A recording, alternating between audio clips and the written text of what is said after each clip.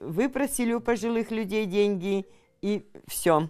Светлана Петровна пострадала от мошеннических действий своей коллеги. Злоумышленница выманила у пенсионерки порядка 600 тысяч рублей, предложив ей купить гараж. Причем не сразу, а через 2 месяца, когда эти деньги наберут нужные проценты на покупку. Но в объявленный срок ключей она не получила. Я же проценты потеряла, 600 тысяч же взяла.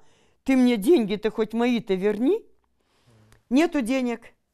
И все, и уходит. Светлана Петровна смогла отстоять свои права. Она разбиралась в суде и даже выиграла дело. Но денег все равно не увидела. Обманщица намерилась объявить себя банкротом.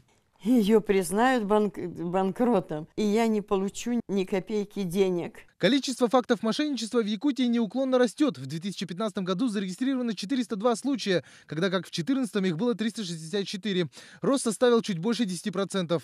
Лидерами среди мошенников в 2015 году стали люди, не имеющие стабильного источника дохода, а также те, что уже совершали подобные преступления ранее. Но бывают и случаи, когда человек, работая с постоянным движением денег, просто не может уйти от соблазна воспользоваться этим. К примеру, в Нерюнгре от рук сотрудницы одной из турфирм пострадало более 100 человек. Клиентов турфирмы она ввела в заблуждение о различных скидках на путевки, но деньгами распоряжалась в личных целях. Ущерб составил порядка 8 миллионов рублей. Бывшая сотрудница турагентства «Сунгари Тур» признана виновной в совершении растраты в особо крупном размере, мошенничества в особо крупном размере, а также растраты в крупном размере. А к жителям Мирного заманчивые предложения пришли через мессенджер WhatsApp. Сообщения были о продаже мяса по низким ценам, но когда деньги были переданы, товары покупатели так и не получили. Один злоумышленник ходил за деньгами, другой, собственно, принимал заказы. Предоплату внесли на общую сумму порядка 50 тысяч рублей. По словам следователей, в последние годы телефонное мошенничество стало популярнее у преступников. Во многих случаях ими оказываются даже лица, отбывающие наказания в тюрьмах.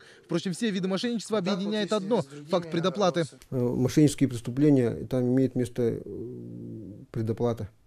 То есть, когда идет предоплата, когда сомнительная сделка, уже надо быть более настороженнее. Теперь так считает и Светлана Петровна. Сейчас она уже не верит людям, которые предлагают ей сомнительные услуги, и надеется вернуть хотя бы часть потерянных денег. Юлиан Бояркин, Максим Бурцев, Вести.